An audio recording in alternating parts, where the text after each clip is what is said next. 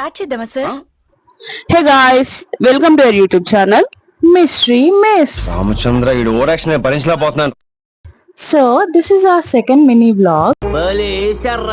ఈరోజు కజిన్స్ అంతా కలిసి వీకెండ్ లో అన్ఎక్స్పెక్టెడ్ గా టెంపుల్ విజిట్స్ చేసాం గైస్.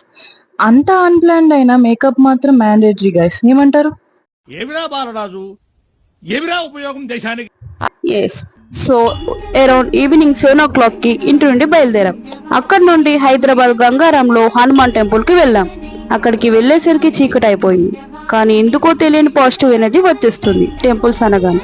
లోపలికి వెళ్ళగానే పూజ సామాన్లు తీసుకొని డైరెక్ట్ దర్శనంకి వెళ్ళిపోయాం.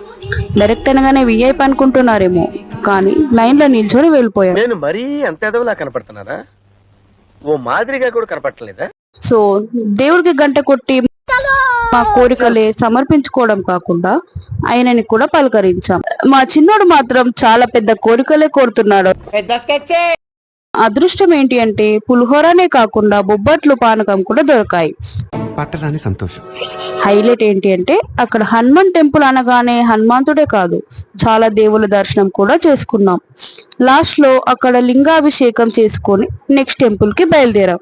నెక్స్ట్ టెంపుల్ ఏంటో పార్ట్ 2 లో చూసేసేయండి. వరకు stay tuned and thank you for watching guys.